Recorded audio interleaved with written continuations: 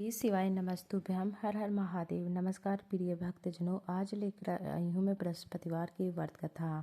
आज है 15 जनवरी और प्रदोष है, साथ में गुरुवार है। इस दिन को हम हरिहर मिलन का दिन भी कहते हैं, क्योंकि प्रदोष का जो व्रत होता है भगवान शिव को समर्पित होता है, और जो गुरुवार का जो व्रत होता है बृहस्पति भगवान को, गुरु भगवान को समर्पित होता है, नारायण को समर्पित होता है।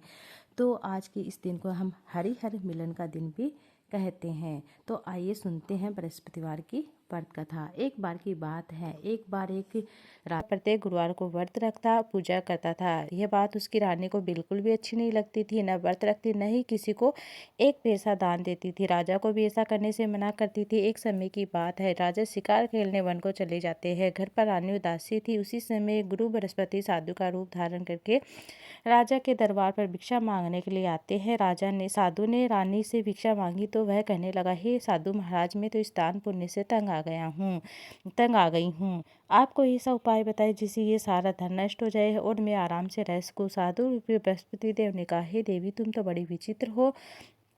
धन तो सभी चाहते हैं, पापी भी धन और पुत्र की कामना करता है। अगर तुम्हारे पास धन अधिक है तो उसे शुभ कार्य में लगाओ, जिससे तुम्हारे दोनों लोग सुधरेंगे। परंतु साधु की इन बातों से रानी खुश नहीं होती है। उसने कहा, मुझे इसे धन की आवश्यकता नहीं है जिसे मैं दान देती फिरूं।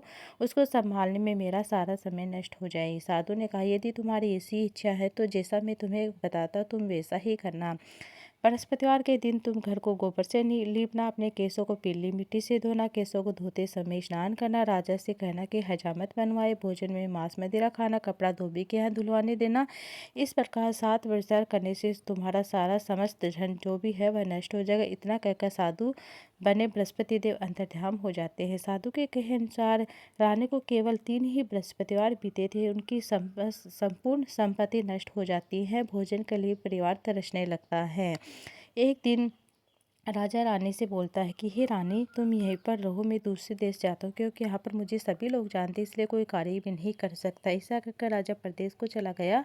वहाँ से जंगल से लकड़ी काट कर लाता, शहर में बेचता, इस तरह अपना जीवन व्यतीत करने लगता है। उधर राजा के बिना रानी दासी दुखी रहने लगती है। एक समय जब रानी दासी को 7 दिन बिना भोजन करे रहना पड़ा तो रानी ने अपनी दासी से कहा, हे दासी, पासी नगर में मेरी बहन रहती है, वह बड़ी धनवान है, तो उसके पास जा और कुछ ले आ, ताकि थोड़ा गुजारा हो जाएगा। दासी रानी की बहन के पास जाती है। उस दिन बृहस्पतिवार का दिन था। रानी की बहन उस समय बृहस्पति भगवान की व्रत कथा सुन रही थी। दासी ने रानी की बहन को अपनी रानी का संदेश दिया, और लेकिन रानी की बहन ने कोई उत्तर नहीं दिया। जब दासी को रानी की बहन से कोई उत्तर नहीं मिलता है तो बहुत दुखी होती है, उसे क्रोध भी आता है। दासी ने वापस आकर रानी को सारी बात बता दी।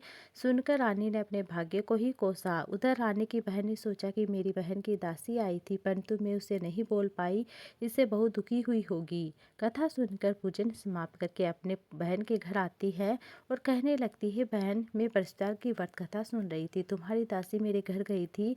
जब कथा होती है तब न उठते न बोलते, इसलिए मैं नहीं बोल पाई। कहो दासी, क्यों गई थी? रानी बोली, बहन, हमारे घर में अनाज नहीं था। ऐसा कहते कहते रानी की आंखें भर आती है। उसने दासी समेत भूखे रहने की 7 दिन की जो भी बातें थी अपनी बहन को बता दी। रानी की बहन बोली, बहन देखो, बृहस्पति देव सबकी मनोकामनाएं पूर्ण करते, देखो शायद तुम्हारे घर में अनाज रखा होगा। ये सुनकर दासी घर के अंदर गई। बड़ा उसे एक घड़ा अनाज से भरा हुआ मिलता है। उसे बड़ी हैरानी होती, क्योंकि उसने एक एक बर्तन पहले ही चेक कर लिया था, देख लिया था। उसने बाहर आकर रानी को बता दिया। दासी रानी से कहने लगती है, रानी, जब हमको भोजन नहीं मिलता तो हम रोज ही व्रत करते थे, इसे क्यों नहीं इसे व्रत की कथा विधि पूछ ली जाए, व्रत की विधि पूछ ली जाए, हम भी व्रत किया करेंगे। दासी ने कहे अनुसार रानी ने अपनी बहन से बृहस्पतिवार के व्रत के बारे में पूछा।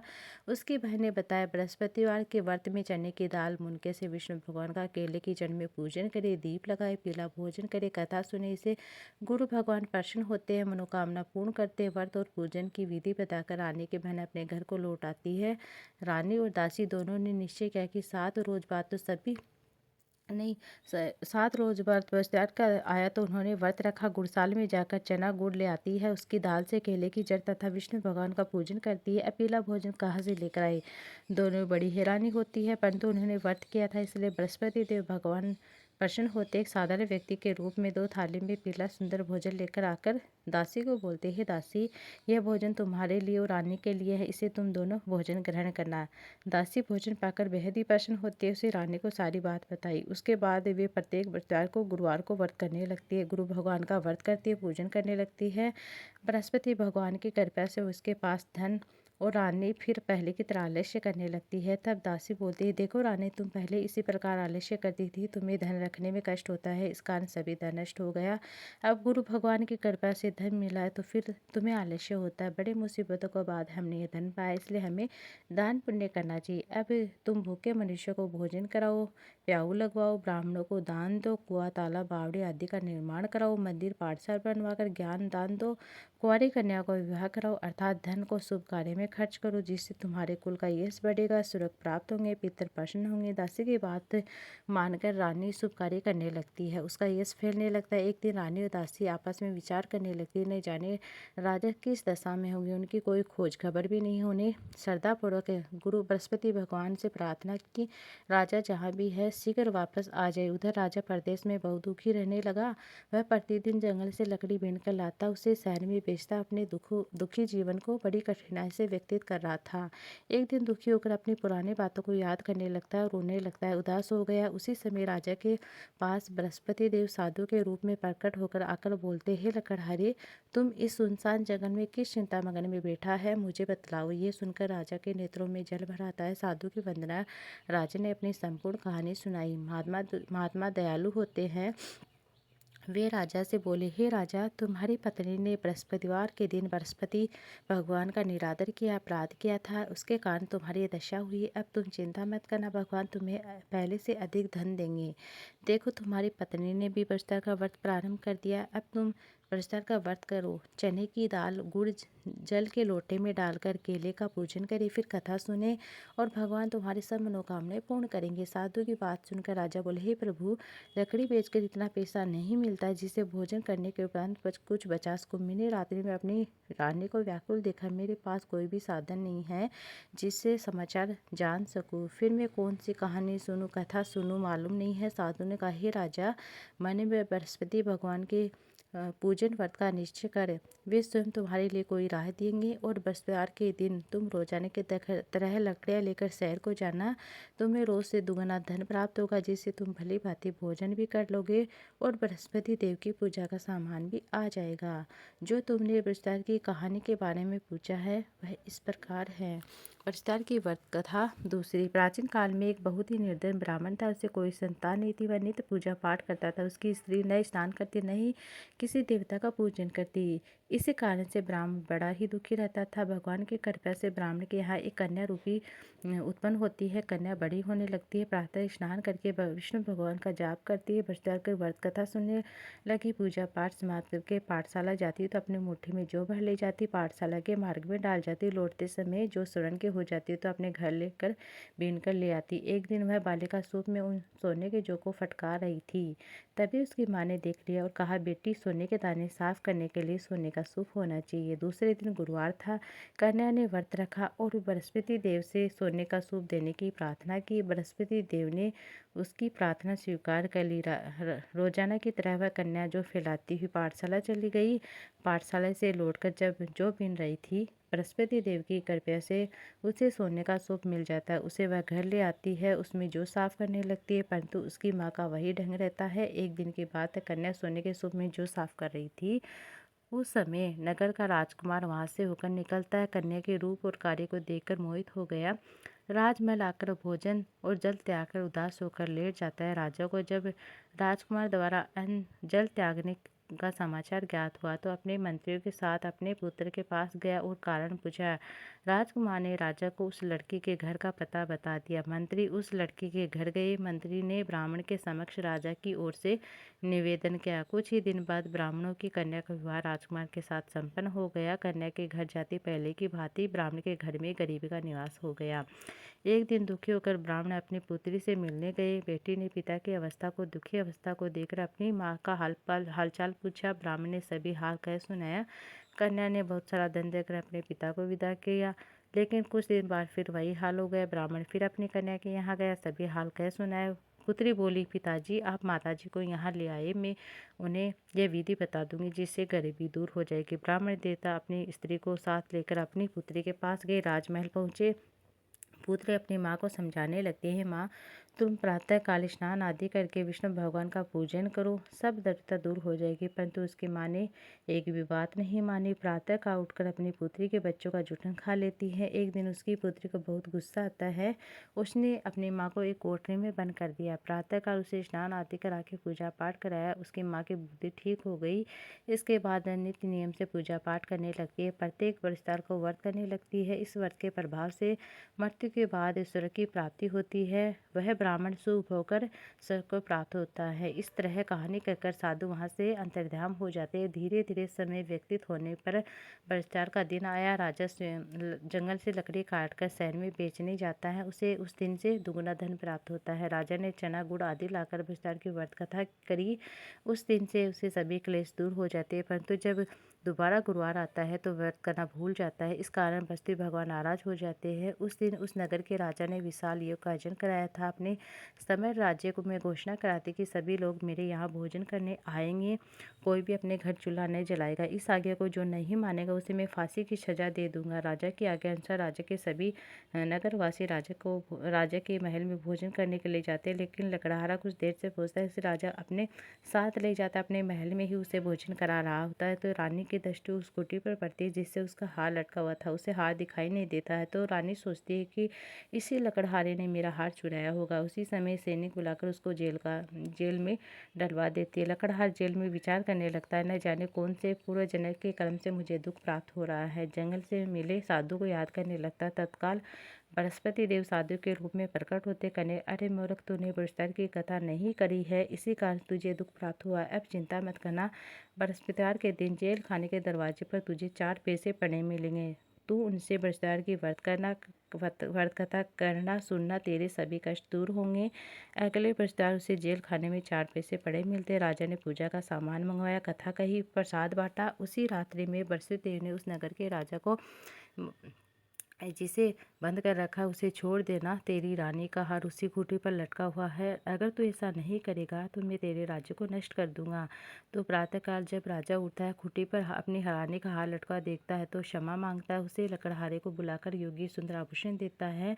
गुरुदेव की आज्ञा अनुसार राजा अपने नगर को चल देता। राजा जब नगर के निकट पहुंचता है तो बड़ा आश्चर्य होता है। नगर में पहले से अधिक बाग, तालाब, कुएं, धर्मशालाएं बने हुए थे, मंदिर बने हुए थे। राजा ने पूछा, ये किसके बाग, धर्मशाला, तालाब हैं? तो नगर के सब लोग कहने लगे, ये दासी ने, बांदी ने बनवाए हैं। राजा बड़ा आश्चर्य होता है। राजा को ये खबर, जब राजा के आने की खबर रानी को पड़ती है तो दासी से रानी कहती है, दासी देख, राजा हमको कितनी बुरी हालत में छोड़कर गए थे, कहीं हमारी ऐसी हालत देखकर लौट न जाए, इसलिए तू दरवाजे पर ही खड़ी हो जाना। राजा ये तो अपने साथ ले आना महल में। तब राजा ने क्रोध करके अपनी तलवार निकाली और पूछने लगे, बताओ तुम्हें धन कैसे प्राप्त हुआ? तब रानी ने सारी कथा कह सुनाई। राजा ने निश्चय किया कि 7 रोज बाद तो सभी प्रसाद की व्रत कथा सुनते व्रत करते हैं, परंतु मैं रोजा दिन में 3 बार कहानी कहा करूँगा, रोज व्रत किया करूँगा। अब हर समय राजा के दुपट्टे में चने की दाल बंधी रहती है। 3 बार कहानी कहता है। एक रोज राजा ने विचार किया, चलो अपनी बहन के हो आते हैं। इस प्रकार नीचे का राजा घोड़े पर सवार अपनी बहन के यहाँ चलने लगता। मार्ग में उसने देखा कि कुछ आदमी मुर्दे को ले जा रहे हैं। उन्हें रोककर कहा, राजा, अरे भाई, मेरे विस्तार की कथा सुन ले। वे बोले, लो, हमारा तो आदमी मिल गया है, इसको अपनी कथा क्यों पढ़िए? परंतु कुछ आदमी बोलते, अच्छा, हम तुम्हारी कथा सुन लेंगे चलते चलते। राजा ने दान निकाली। कथा आदि हुई तो मुर्दा हिलने लगता है। जब कथा समाप्त होती है, राम राम करके वह मनुष्य खड़ा हो जाता है। राजा आगे चलता है। उसे चलते चलते शाम हो गई। आगे मार्ग में उसे किसान खेत में हल चलाता मिलता है और राजा ने उसे कहा कि अरे भाई, मेरे विस्तार की कथा सुन ले। लेकिन वह नहीं मानता है और कहता है कि मैं तेरी कथा सुनूंगा, तब तक मैं एक हेरिया जोत लूँगा। अब किसान के पेट में बड़ी जोर से दर्द होने लगता है और उसकी माँ उसी की रोटी लेकर उसी समय आती है तो अपने पुत्र का सब हाल पूछती है। बेटे ने सभी हाल कह सुनाया। बुढ़िया दौड़ी दौड़ी उस घुड़सवार के पास जाती है। उससे बोलती है, मैं तेरी कथा सुनूंगी, तो अपनी कथा मेरे खेत पर चलकर कहना। राजा ने लौटकर बुढ़िया के खेत पर जाकर कथा कही, जिससे सुनकर बैल खड़ा हो जाता है। किसान के पेट का भी दर्द बंद हो जाता है। राजा अपनी बहन के घर गया। बहन ने भाई की खूब मेहमानी की। दूसरे रोज जब राजा प्रातःकाल जग रहा देख रहा है कि सब लोग भोजन कर रहे हैं, राजा ने अपनी बहन से कहा, ऐसा कोई मनुष्य जिसे भोजन नहीं किया मेरी बुझाई की कथा सुन ले।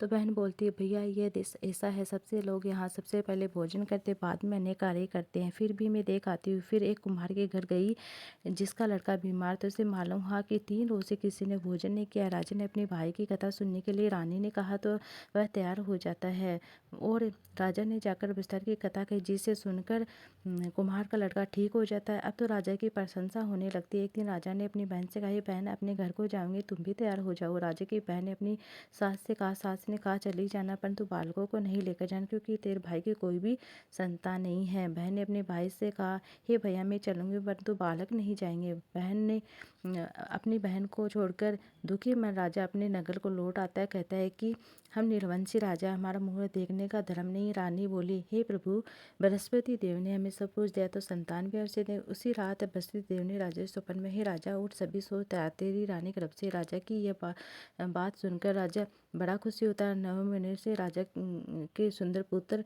प्राप्त होता है। तब राजा बोला, हे रानी, स्त्री बिना भोजन करे रह सकती है, बिना कहीं नहीं रह सकती। जब मेरी बहन आवे तो उसे कुछ मत कहना। रानी ने सुनकर हाँ कह दिया। जब राजा की बहन ये शुभ समाचार सुना तो बहुत बधाई लेकर अपने भाई के घर आती हैं। रानी ने तब उसे आने का उलाना दिया। तब भाई अपने साथ ला रहे थे, तब तो नहीं आई, घोड़ा चढ़ी तो नहीं आई, गधा चढ़ी आई, इसके साथ न आई। राजा अपने भाई की भागी भागी बुलाने पर आ गई। बहन बोली, भाभी मैं इस प्रकार न कहती तो तुम्हें के संतान कैसे प्राप्त होती। परिस्थिति ऐसे है जिसके मन में कामना होती अवश्य पूर्ण करते हैं। जो सद्भावना से प्रचार की वर्त कथा सुनते हैं, गुणगान करते हैं, दूसरों को सुनाते हैं, खुद सुनते हैं, उनकी सभी मनोकामनाएं बृहस्पतिदेव सदैव पूर्ण करते हैं। जो संसार में सद्भावना से गुरु भगवान का पूजन करते हैं, सच्चे हृदय से उनका मनन करते हैं, उनकी सभी इच्छाएं बृहस्पति देव पूर्ण करते हैं। जैसी सच्ची भावना से रानी राजा ने बृहस्पति की कथा का गुणगान किया, उनकी सभी इच्छाएं बृहस्पति देव ने पूर्ण की। अनजाने में भी बृहस्पति देव की उपेक्षा ना करे, ऐसा करने से सुख शांति नष्ट हो जाती है। इसलिए सबको कथा सुनने के बाद प्रसाद लेकर जाना चाहिए, हृदय में उनका मनन करते जयकारा बोलना चाहिए। बोले बृहस्पति भगवान की जय हो। बृहस्पति भगवान की आरती। जय बृहस्पति देवा स्वामी, जय बृहस्पति देवा, जिन्हें जिन्हें भोग लगाऊं कदली फल मेवा। ओम जय बृहस्पति देव। तुम पूर्ण परमात्मा, तुम्हें अंतर्यामी स्वामी, तुम्हें अंतर्यामी, जगत पिता जगदीश्वर सब तुम सबके स्वामी। ओम जय बृहस्पति देवा। चरणामत निज निर्मल, सब पातक हरता, सकल मनोरथ दायक, सकल मनोरथ दायक, कृपा करो भरता। ओम जय बृहस्पति देवा। तन मन धन अर्पण करे, जो जन शरण बड़े, प्रभु प्रकट तब हो करे, आ करे द्वार खड़े। ओम जय बृहस्पति देवा। दीन दयाल दयानिधि, भक्तन हितकारी, पाप दोष सब हरता, बहुबंधन हारी। ओम जय बृहस्पति देवा। सकल मनोरथ दायक, सब संशय हारो, विषय विकार मिटाओ, संतन सुखकारी। ओम जय बृहस्पति देवा। जो कोई आरती तेरी प्रेम सहित गावे, ज्येष्ठानंद आनंद करे, सो निश्चय पावे। ओम जय बृहस्पति देवा। सब बोलो विष्णु भगवान की जो, बृहस्पति भगवान की जो, माता लक्ष्मी की जय हो।